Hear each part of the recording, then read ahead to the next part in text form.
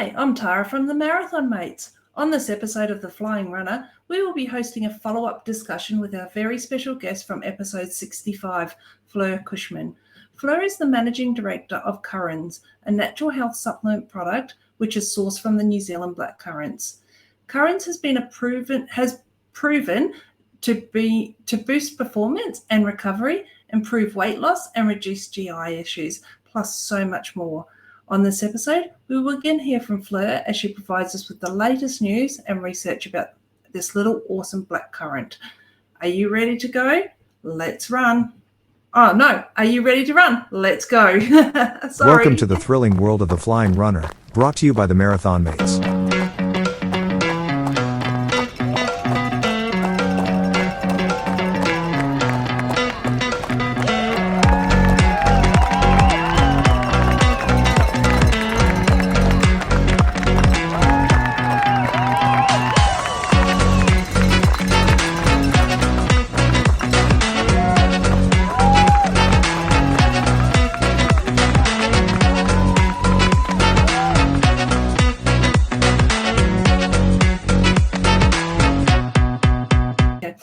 Hi everyone, I'm Tara from the Marathon Mates and welcome to episode number 91 of the Flying Runr podcast.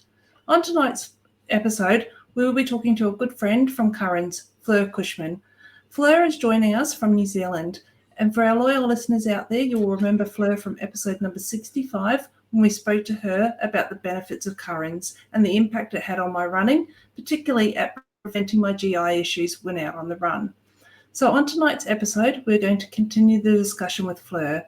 We know that many of our listeners were very impressed with the benefits that Fleur discussed last time. She mentioned how much time and effort CurraNZ invested into researching the benefits of New Zealand blackcurrants.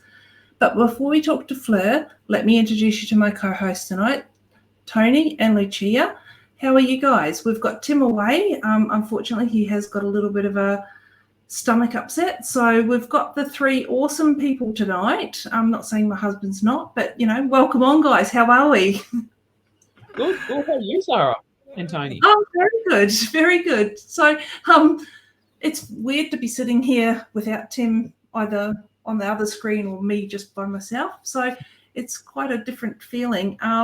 But Tony, do you want to discuss how we went this morning on Run we did. Yeah, we did Run Army this morning, and it was a very hot and humid day. It was like tropical downpours all day yesterday, and then of course when it was said that it was going to be a very nice day today, we just knew it was going to be so humid, and it was a real challenge, I think, for just about everyone. So I know that I struggled. I know that, by the time the second kilometre had come through, my shirt was soaked. I was just really wet all the way through. They sort of reversed the course this year too, Tara, which was, we got all those hills at Kangaroo Point first up. And so by the time you've got to like 2K, my calves were locked. It was a tough day out there. So outside of that, just did a 5K yesterday with not with Sharon. Actually, it was only 4.5 I did, so I didn't even get to 5. So Sharon only wanted to do a 3, so I did a 4. So didn't do a lot during the week because my Garmin is still on crack, and I'm trying to get as much recovery it is telling me to do, all to no avail. So, but yeah, this morning was tough, but it was always good to see you guys out there on the course. It was good to see Jed and Mary and Kay out there on the course. And of course, there was one of your friends that was an elite runner, had number 7 on his bid. Yeah, good old Brian. He's fond listener of the show. So shout out to Brian. He stuck with us for the run as well today. So it's really nice. It's a social run more so than anything to me. And today we knew it was going to be hot. So we just finished lines, not finished times, and just had a good, nice little social chat while we were running today. Absolutely. And getting, we used the Army motto of no man left behind, no man or woman left behind, and that was us today. We left nobody behind on course out of our little group. We made sure we only ran as fast as the slowest person today. So, I thought that was exceptional. So just bear with me. I'm just going to go off screen for a sec. I've got to fix my lighting. So okay. So I've had a bit of a, not necessarily quite a week, but alarm went off for Run Club on Tuesday. I decided to stay in bed. It was just, I'm like, nah, just didn't have it. So it's been a quite a week. Today was the Sydney Marathon Run Club. And actually met one of our listeners, Bill. So Bill, thank you very much for coming up and saying hello. He's an avid listener of the podcast. But I've got two pieces of exciting news. The first one, Peter, who we had on our last episode, we're both going to be pacing the Nike Women's After Dark Half Marathon in 3 weeks, 2 or 3 weeks. Yay, congratulations. Very, very excited about that. So Peter's going to be pacing the 2:45 pace group, and I'm going to be one of the sweepers, which really excited about, and it's going to help me get more experience being a sweeper, because I'll also be sweeping with our good friend Stephen Twitchman at the marathon. But the bit I'm excited about, which I can finally announce, I've been asked to be a community ambassador for the TCS Sydney Marathon presented by ASICS. So there's and we all represent different types of communities, different run clubs. So you're probably going to be seeing me more out there, guys, talking to different run clubs, just getting people excited about the marathon and what it actually means, because I think unless you're a runner, I don't think people understand how massive this is going to be. Sydney being a major, and then having our good friend Kipchoge running with us as well. So I was very, very chuffed when I was asked, and so naturally I said yes, of course. So very excited. Oh, I'm very happy for you, Luch. That's awesome that's news. Yeah, well done. So I guess now that we've talked about our news, we'll talk about the worldwide news, and we're going to get Tony to do that for us tonight. So Tony, what's been happening in the world of the news?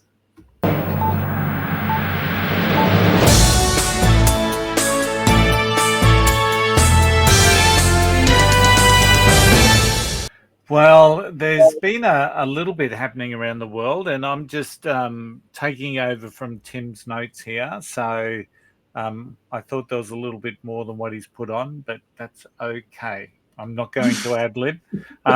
First up, and this is quite interesting, the Hastings Half Marathon has been rescheduled due to explosives on the course. So organisers of the Hastings Half Marathon in the UK have announced the event has been rescheduled after explosive chemicals were found at a property on the route. So officers carried out a controlled burn of the chemicals, which they discovered on the 20th of March.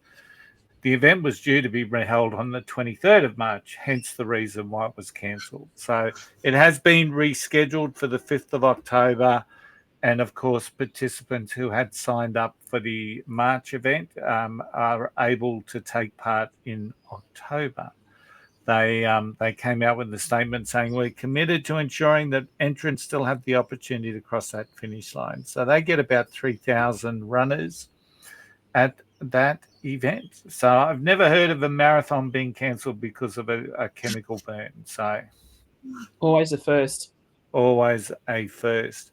And the other piece of news also from the UK is that London Marathon has been awarded World Athletic Heritage Plaque status. So I sort of struggle to keep up with all these world athletic statuses that they have for everything. But anyway, it's the World Athletic Heritage Plaque status. And it's been revealed exactly a month before the 45th edition of the event. The plaque, which was presented at the organisation's headquarters in central London, was awarded to the London Marathon for its outstanding contribution to the sport of athletics. So it's location-based. It's given for outstanding contribution to the worldwide history and development of the sport of track and field and out of stadium sort of athletics, so road racing, mountain, cross country, etc., etc. The London Marathon was, of course, co-founded by Chris Brasher, who won the 3,000-metre steeplechase gold at the 56 Melbourne Olympics and helped pace Sir Roger Bannister to our first ever sub-4-minute mile. So it's got a little bit of history.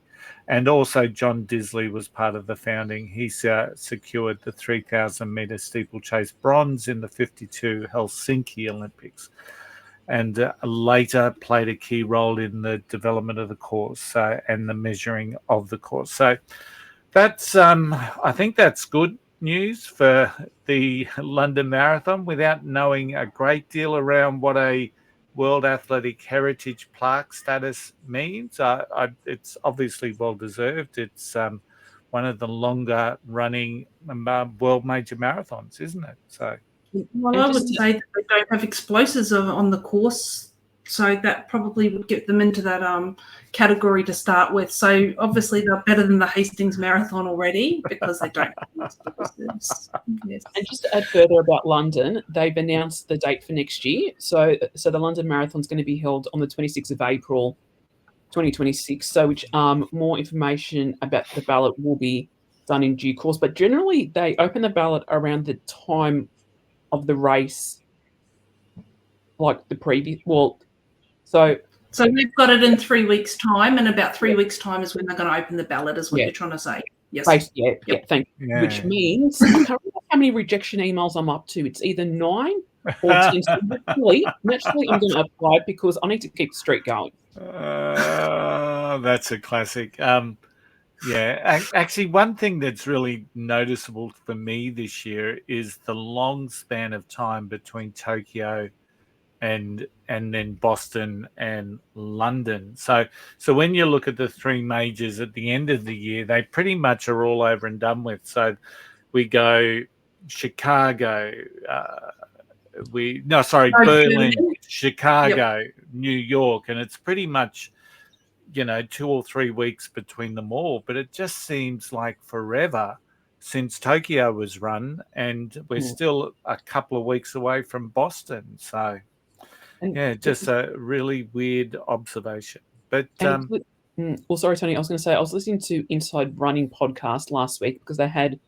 Wayne Larden on, who is the race director of the marathon, and he spoke about some changes on the course. So he didn't give too much away, but basically what he said was we go further down Anzac Parade this time, and then when we come back and when you come out of Centennial Park, we took that right turn up to Moore Park Road. That right turn, that section up there is going. Good. I hated that section. Yep. So so it does seem like like the changes they've made. He only said some of the changes. So it'll be really exciting when the rest of the changes are announced. And what they also mentioned on the podcast was Cape Town has actually had a date change for next year. So it's going to be May. Yeah. Which they're thinking, well, if it does get announced as the 8th major in New York, is what they were possibly speculating. They can say, oh, okay, ballot opens on such and such date. So they're kind of aligning. Yeah.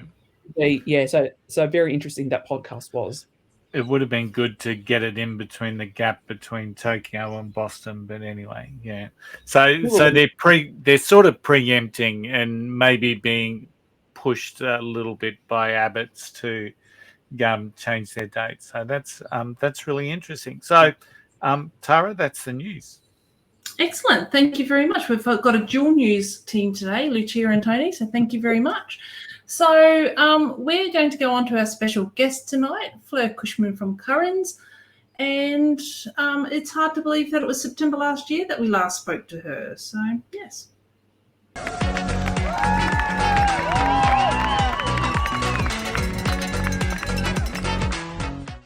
All right, guys, let's get our special guest on for tonight, Fleur Cushman from CurraNZ. So, Fleur, welcome back to our show. I know that we spoke to you in September last year, so thanks for coming back again for us. Yeah, it's great to be here. Thanks for having me back. No worries at all. It's going to be great to have a chat about what we're doing.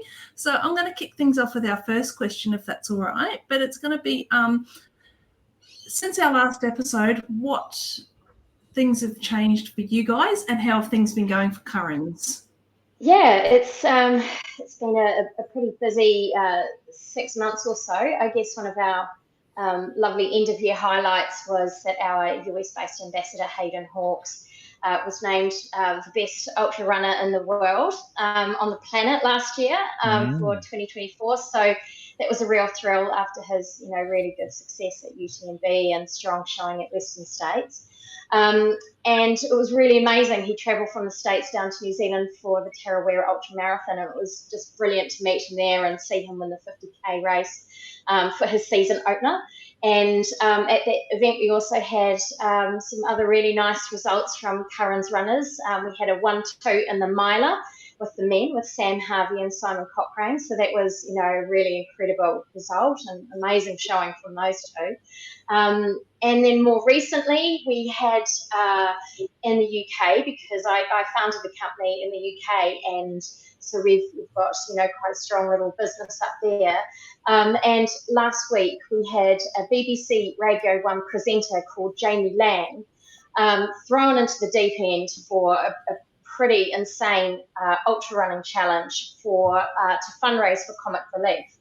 And poor old Jamie had never run beyond 5 kilometres before, and he had to smash out 5 30-kilometre ultras and run from London to Salford, 150 kilometres in 5 days for a complete newbie. And so he did that, and he used CurraNZ all the way through just to help with his day-to-day endurance and his recovery, which was imperative. And he raised over £2 million for Comic Relief. So it was a heck of a thing to watch. So and it was really nice just to be supporting him behind the scenes with CurraNZ. So wow, that's important. Yeah, that's great. Yeah. And so, and on top of all of that, we've also had a steady stream of research. So we're just trying to stay on top of all the outputs at the moment, and that's so that's pretty exciting. Excellent. Fleur, on the last episode, you shared a lot of the scientific research related to the benefits of CurraNZ, and we got a really good response from our listeners in respect of it. So a lot of people we know have gone on to trial the product and hopefully have become long-term subscribers to your to the product. You talked about the continuous cycle of research that you're doing. And I presume, well, you just mentioned that you're investing continually in research, but for our listeners who may not have heard you previously, can you detail some of the research that you've done on CurraNZ and potentially where it's led you to for the new level of research?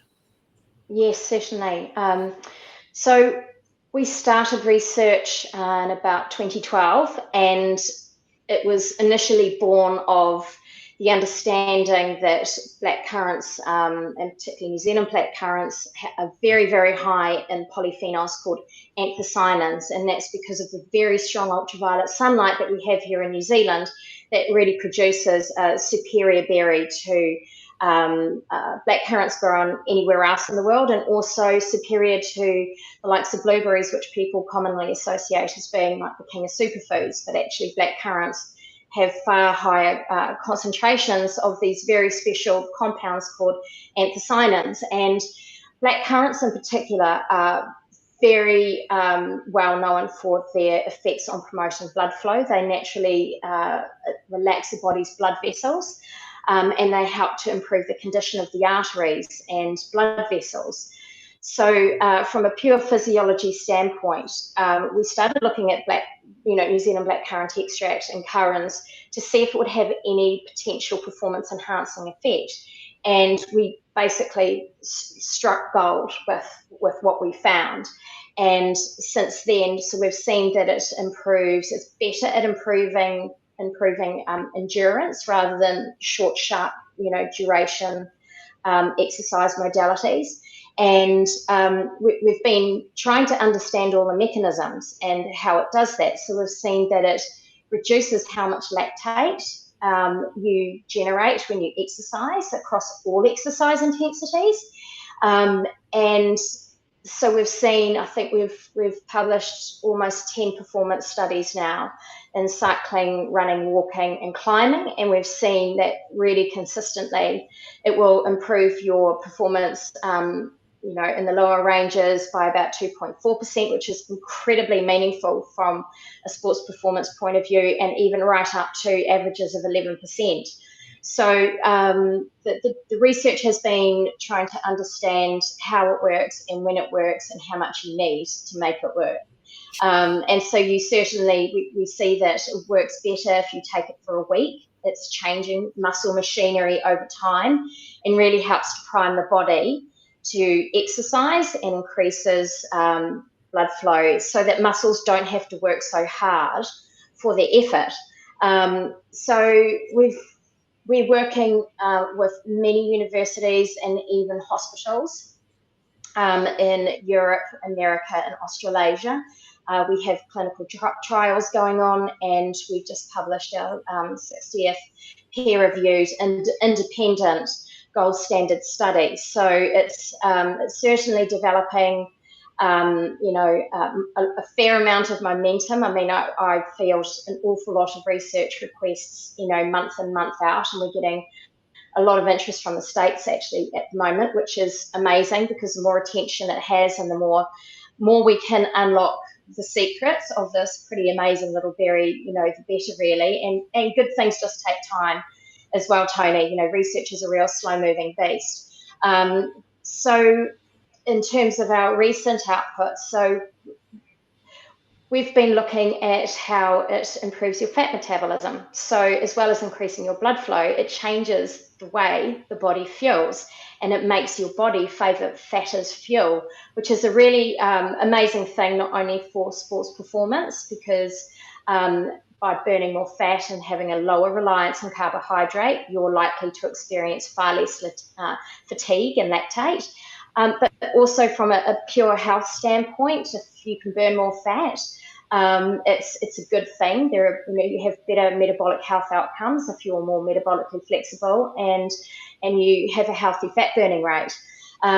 So, and the other thing that we found, and actually I think we, touched on this quite a lot in our last session with you guys, is how that the product after a week can really help protect the gut against exertional heat stress and runners' trots. And we've just published one of the papers relating to that program of research showing that it reduces GI symptoms in 73% of runners. So that was nice to get that study out. And we've also just published another running performance study. Actually, it was a repeat of one of our most successful performance studies, which was conducted in high-intensity repeated treadmill running. And we found that in 2015, it was our second ever performance study, we found that it allowed runners just to run 300 metres further, and I think in percentage terms it was about an average increase of 11%. And so the researchers repeated the study, but they introduced two performance trials in it because they wanted to see how reproducible the performance effects were in the product, because not all ergogenic aids have repeatable effects. And they found that actually it will help, and 50% of the people who take it will respond highly and repeatedly. So that was a really nice, study outcome to see. That's excellent. And just touching base with the research, last time you came on, you shared, just with the volume of research, which is basically unlock the benefits. How does it, I'm curious to understand, how does the volume of research in which you guys do, how does it compare to other fads out there? So, because recently I've seen ones on there such as bicarb soda and even things like pickle juice. So basically, So basically, does the volume of research enhance the results ultimately? I think with any new intervention in sports nutrition, you need to prove the efficacy of it. And look, there are companies that do incredibly well with marketing spin, and they make claims, but really there's no evidence or substance behind the claims. And so, a decade of research, we're 10 years in Lucia, and we've still got at least another 10 years to go, because the more we look, the more we find.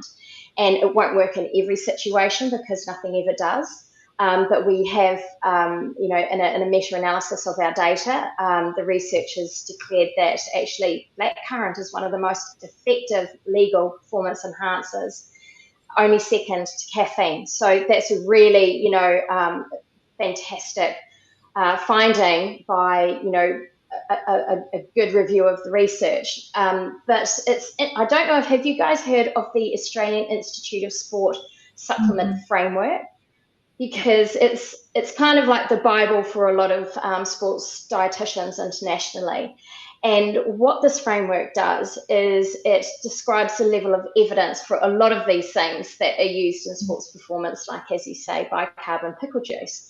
It's a really respected resource. And actually, for anyone, if you're unsure about trying something and you're seeing something on Instagram, you just Google it, the Australian Institute of Sport Supplement Framework, and then whatever that is, and it will bring up what the experts have determined based on the literature. And so bicarb soda has actually been around for a very long time, and it is regarded as having a high level of evidence according to the Australian Institute of Sport. So it's a Class A supplement. And, it's a lactate buffer, and there's, a fair amount of research backing up the claims on that. But, there are drawbacks with that, in that anyone who takes it or has tried it before find that there's quite a high risk of experiencing GI intolerance with it. It's quite hard on the gut. But I think one brand in Europe has really discovered a new delivery system for bicarb. And so it's having a real day, a real moment at the moment. And I think it was, highly used at the Olympics.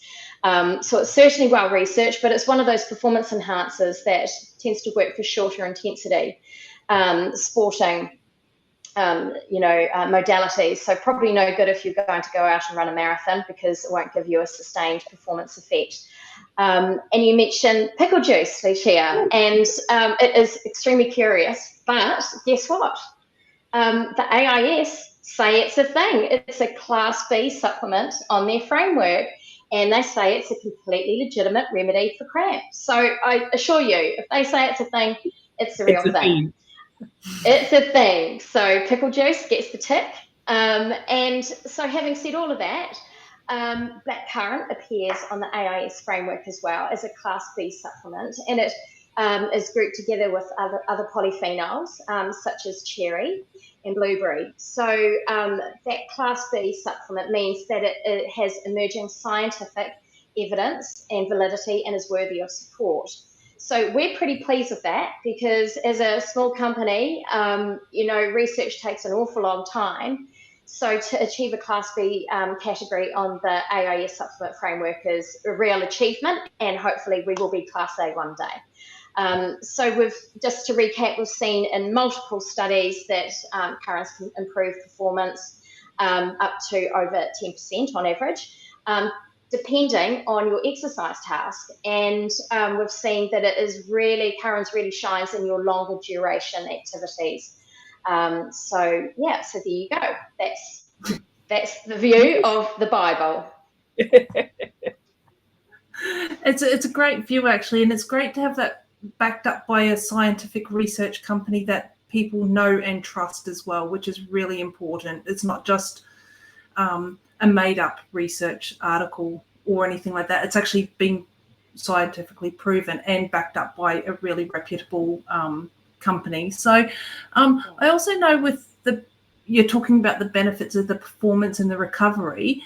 Can you talk us through some of that research that has been done on the actual recovery and the benefits of the performance and everything like that for us? Yes, sure. And I think, performance can be quite subjective, and sometimes it's not, unless you're really dialed into your stats and your data. You necessarily see or feel that benefit. But the one thing about blackcurrants is that, and with our extract, is the muscle recovery is one of the first things that people notice. And it is, we've seen in our science that it really accelerates someone's rate of recovery, and it's because of the antioxidants, which really help to prime the body for exercise and to cope with the free radical activity and the inflammation that you generate when you undertake intense exercise. So whether or not you are a beginner runner starting out or anyone who's trying to exercise, one of the biggest barriers to really adhering to a new exercise program is the muscle soreness and the fatigue. It's pretty tough, and psychologically, working through that and being consistent with your exercise can be really hampered by the recovery and soreness. So we've seen that it can accelerate your recovery 3 times faster and halve your DOMs. So whether or not you're a beginner or even an ultra runner, putting in big mileage every week, and if you're trying to improve the standard of your performance, it's really down to the training and the nutrition. And the rise in standard in sport is very much aligned to how well you can recover and how much you can train, and the quality of those training sessions. And so it's the recovery is one of the main benefits that people notice. And I don't know if you found that as well, Tara, with your own training. Yep, absolutely. Yeah. So and then of course, if you're recovering better, not only are you enjoying your sport more, but then you can the quality of your sessions improves, and then you have the really nice effects of it's helping with your fueling, it's helping with your blood flow, and it will help improve your overall performance. I'm interested in the fat burning that you mentioned, Fleur. I started with CurraNZ. I've seen a lowering of my heart rate while exercising. That continues, even though I've got to say my Garmin is currently on crack and is giving me all sorts of different stuff that I'm used to. But how does it work in relation to fat burning? And I'm intrigued because I could certainly use some fat burning. So we're still trying to fully appreciate the mechanisms, but the anthocyanins, which are the plant bioactives in currants, they play a role in energy and fat metabolism. And there's hundreds of anthocyanins that have found that are naturally occurring in our fruits and our vegetables, but not all of them have this effect. But they have found that actually berries do have this role in your fat metabolism, and blackcurrants happen to be exceptional, as we find out. And we think it's aligned to their effect on really improving blood flow. So it really increases the rate of release of your fatty acids within cells, and how your body can utilize them. And so, in a nutshell, blackcurrant extract will make your body favour fat as fuel, and lowers your reliance on carbohydrate. So from a health standpoint, that's a really, really good thing if you can naturally just burn more fat. And look, we've published over a dozen studies now looking, does it work in ambient temperatures as well as heat? And it does, and particularly for Australians, you have a really hot climate, and when you run in the heat, it's a stressful condition on the body, and your fat burning rates for fueling plummet. And so you tend to burn more carbohydrate and you fatigue more quickly. And we've seen actually in the science that blackcurrant helps to send your fat burning rates closer to normal levels. It increases your fat burning by about 33% on average, which is a really interesting finding. We're not sure why it's so effective in the heat, but we saw this great study output in that instance. We've tested it in men and women, and we've tested it in all sorts of different exercise durations and walking, and also at rest. And so the really interesting finding that we have just struck on in a new study that was published in January is that we've started to see this very strong correlation, and that if you're a female and you have a higher fat mass, currans will give you a higher fat burning response. So it's a very interesting finding. It was done during an hour of moderate intensity exercise. Basically, if you're a woman and you carry higher fat reserves, we see these individuals are responding by 150 to 216%, which is a massive increase compared to, as an example, an earlier study, endurance trained females. We got really nice averages that we were delighted with of about 30%. But the heavier you are, the more you respond and the more fat you will burn using currants. So if you're trying to, get more benefit from your exercise efforts, just take it for 7 days and always 2 hours before you train. But the other finding that we made in a study published late 2023, we looked at it for to see if it's having the same effect. And we found in a study in men, it will increase the rate of fat burning by about 20%. So it just means that you're tapping into fat more as an energy reserve, which is a really, fantastic finding. Which kind of a follow-on question from that, and you've spoken about how it affects or impacts women, but and is there a reason why the fat burning results are stronger in women versus men? Do you know, or is it also a simple case of just taking the capsule, or do they also need to do exercise and eat healthy? Like, is there a perfect combination? For instance, if someone wanted to use currants for weight loss? Yeah, that's a really good question. So, as it turns out, there is a reason why women respond more highly, and that's because women have a greater reliance on compared to men. Biologically, women tend to have more fat cells than men. And researchers believe that actually if you have larger concentrations of fat cells, that leads to a higher contribution of fat burning during exercise with blackcurrant. Now, we did another really interesting study a few years ago, and the researchers tested women who had more fat localized to their arms, their torso, and their legs. And they found that the women who had more fat on their legs saw the higher fat burning responses as well. So once again, saying if you have fat deposits in large amounts, for example, on your legs, you're going to get a bigger response to the product. And how do you harness the effects? We've seen that actually 2 capsules delivers a better effect. And we've also seen that if you take it for longer, so 2 weeks, you'll have a higher fat burning rate than if you took it for 7 days. But we've seen that if you skip days, it won't work. You have to be really consistent and take it every single day to really harness the fat metabolism enhancing effects of the product. So the other thing is that if you have a very high carbohydrate diet, that is likely to blunt the effects of the product. So take it away from meals when you're having high carbs.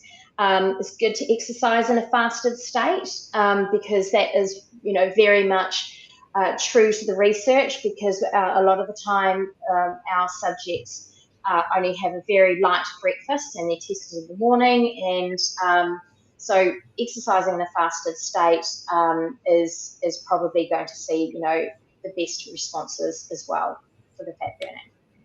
So, for instance, I shouldn't take it and then go have a burger straight afterwards. That would no. I think take it and then 2 hours before you train, and try not to have a huge amount of carbs around then, but also take it before you go to bed, because it will work at rest, i.e. it will help you burn more fat when you sleep. So just thinking about when you take it and how you take it will certainly deliver the best bang for your buck there. Excellent, thank you. Wow, that's quite interesting, Fleur, because I hadn't ever used it for the fat burning side of things. And as many of our listeners know, I found your product mainly just because of that GI concerns that I have when I'm running. So I've seen a massive improvement in my GI issues. So today, for example, we did a 10K race. Tony was there as well. It was extremely hot this morning. Like, it was dripping sweat hot. And normally one of the first things that happen to me is as soon as I overheat, I get GI issues. I haven't had GI issues since taking CurraNZ, so I can honestly attest personally for me, it works. However, I know some of our listeners haven't had the same response that I have. Have you got any recommendations? Should they be taking more of the product, or should they be waiting longer? Does it take a little bit longer for some people to work, or are they in just that, you said it was 73% of people it works for. Are they just in that minority that it doesn't? Look, they could be. We see in our research that there is always, 10 to 15% of people who are just non-responders, and we're doing a bit of work in this area to see, is it a dosing issue? It could be a genetic issue. We found in a study in Southeast Asian men that actually they didn't have the same fat burning responses as Caucasian men, and one of the reasons could be because they have a very high carbohydrate diet. And that's blunting the fat burning effects of the product. But we see that actually effects improve over time. So it can take time. So I would say persist, take it for a month, and just score yourself over that month and see how it goes. Certainly for muscle recovery, the effects are pretty good after one dose, but man, after 5 weeks, they are so much better. So it seems that just persistence can certainly pay off. You might need a higher dose. And the thing is, playing around with the dosing is a good thing. We're actually doing a new study to see whether or not one really high dose of CurraNZ will have the same effect as 7 days dosing on a lower dose. So it is very individual. Everyone responds in a different way. And while it works for most people, look, if you're a blackcurrant responder, you're super lucky because you're going to get some, really good results. But some people don't. So in a nutshell, try taking it for longer and try playing around with the dosing.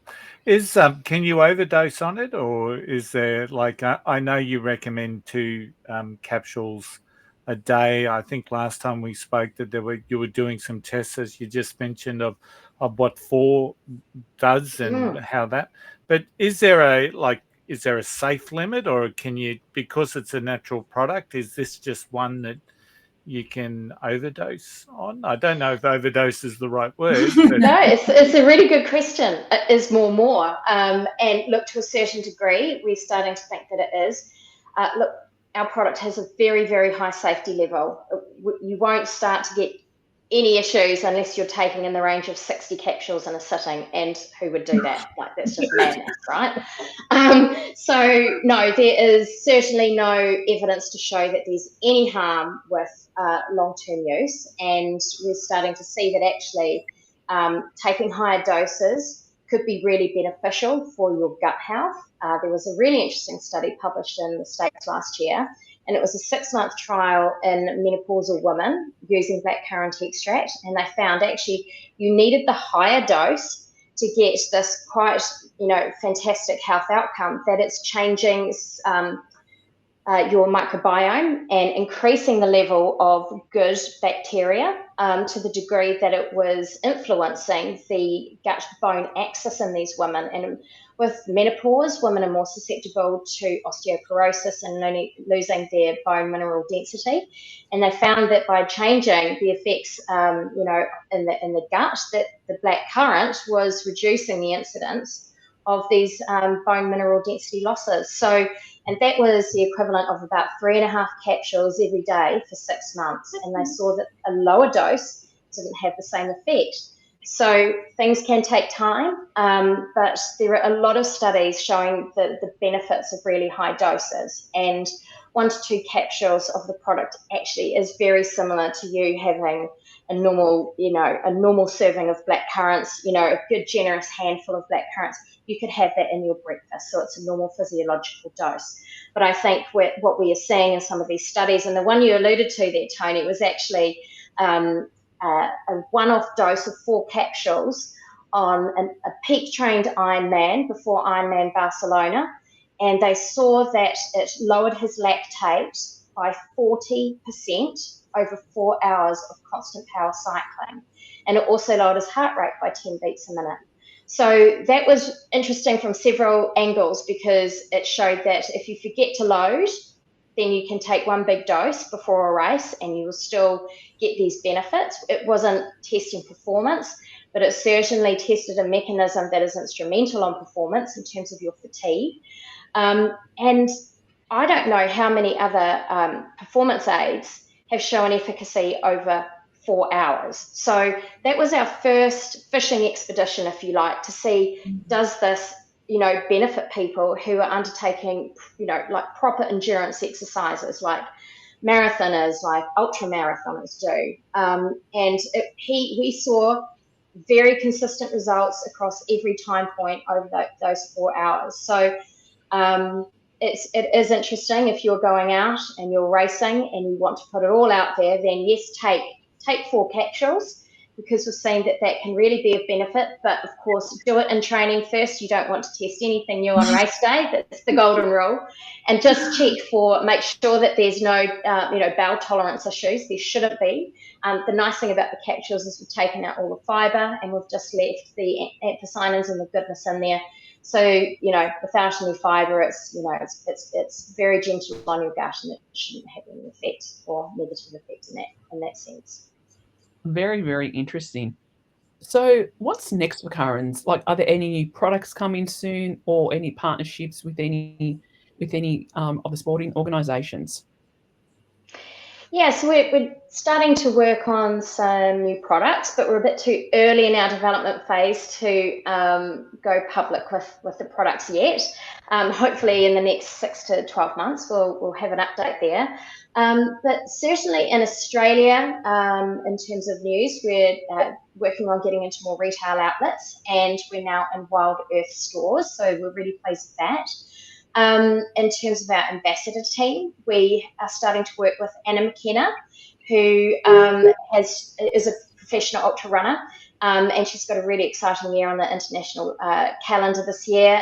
She might go for Western States, and certainly UTMB. So she's a fabulous Australian runner, so we're really excited with that new collaboration. And in America, one really cool development is we are starting to work with multiple record-holding ultra runner, Zach Bitter, who's a bit of a legend, and he's going for a new American record in June, and he's going to be loaded to the gunnels on CurraNZ, and we're going to try and see, if he can set a new 100-mile record. So there's lots of cool things happening in the pipeline there, but we can't wait to see what Zach does. Oh, I can't wait.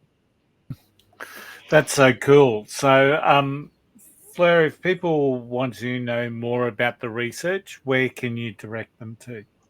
Yeah, sure. So actually, we've got most of our research loaded onto our American website. It's called curranzusa.com. So if you want to go through and see the citations, you can click through to them there. And if you want to order the product, then you can head over to our website. In Australia, it's curranz.com.au. And if you're in New Zealand, that's curranz.co.nz. And for the rest of the world, it's curranz.com. Excellent. And look, I will be the first person to attest that it works for me 100%. And with the heart rate thing, we gave it to our son, and many of our listeners know this.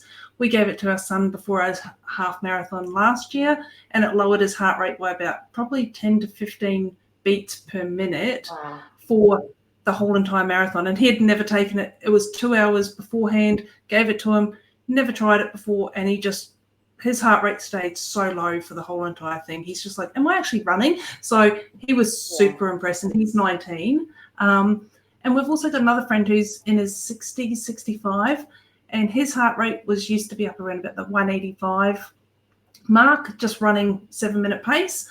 And he can bring it all the way down now to around about 165. So he is super impressed. He notices a massive difference when he takes it. So those are the good stories. And look, it works so well for me. So I can't attest to it more. It's fantastic. But Fleur, I really appreciate you coming on today. We have run out of time. I could talk to you forever about this product because I love it.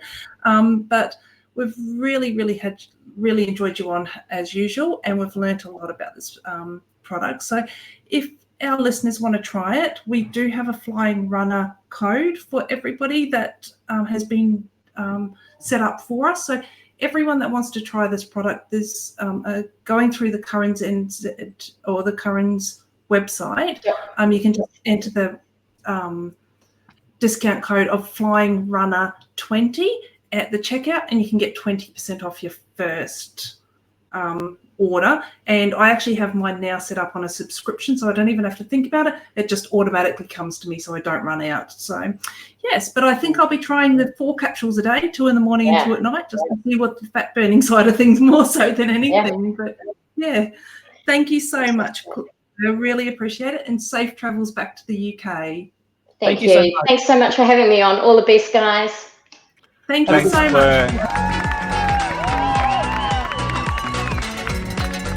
Okay, so before we finish up, we're going to have Lucia's tip this week. So Lucia, what is your tip for the week?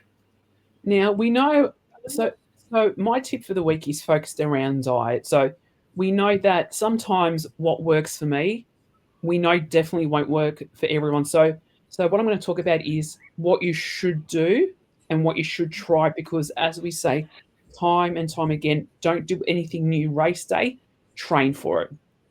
So ideally, you should you are pretty much what you eat. So healthy body equals healthy mind as well. If shit food goes in, you're going to have a shit performance. There's no way to kind of put any nicer words to it. And I personally find that my performance is better when I eat clean foods rather than processed foods. And our listeners may say, oh, but Luch, you said a few weeks ago that sometimes you've had a kebab the night before, and that hasn't necessarily equaled a good result either. So that's why I say if you have the better foods, you're going to have better results. And it does make you feel better overall as well. And products like CurraNZ can certainly help improve performance. And because it's natural, it will have minimum impacts on your body. So basically what I wanted to get out to our listeners is cleaner eating, healthier eating will give you better results. But sometimes you have to go slightly off that. So in other words, healthy body, healthy mind, and exactly. Yes, it's all about balance, isn't it? You're allowed an ice cream because you've just run 20 kilometres, but you can't have an ice cream if you don't run the 20 kilometres beforehand. But if you run 20 kilometres every day, you still shouldn't have that ice cream. Is that what you're trying to say? Pretty much. Yeah. Occasionally. That's where I'm going wrong. Excellent.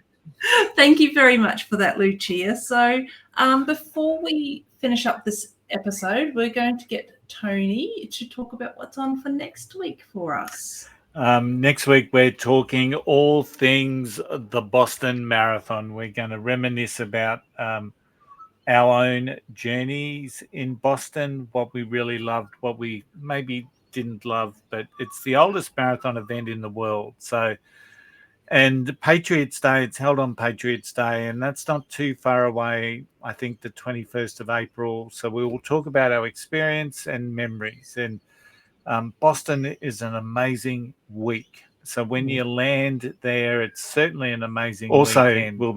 It's just an amazing week, and we'll be talking about all the tips and tricks, which shakeout runs to go to, which ones to ignore, because they're all over the place. It is certainly steeped in history, and it certainly brings out the best in the city of Boston. It's steeped in history, and we all know about the bombing that occurred. And when Sharon and I ran the event in 2023, it was the 10-year anniversary, and the week was even. I mean, it's such a horrible thing to say, but there was just so much love that particular week, and because of the evil that had happened 10 years early. So we're going to pull it apart, and we're going to have a little bit of fun, but I'm really looking forward to talking about the Boston Marathon on our next episode. Excellent. Thanks, Tony. So that concludes our show for this week.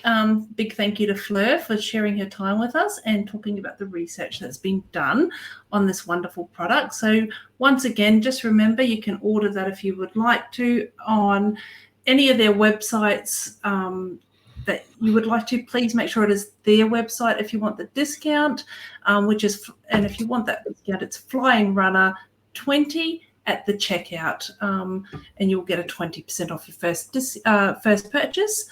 I really want to say a big thank you to Lucia and Tony as well. Thank you for joining me. And we really love making these podcasts for you, our listeners. So your feedback means the world to us. So you can like or comment or message us on Instagram, Facebook, Messenger. Email us at happyrunning@flyingrunner.com. If you've got any tips, please, would love to hear from them, hear from you about them. You can watch this episode on Spotify, YouTube, or listen on Apple, Amazon, and all other major podcast platforms. Remember, every step forward is a victory. Lace up, hit the road, and we'll see you next time on the Flying Runr podcast. Happy running. Happy running. Happy running.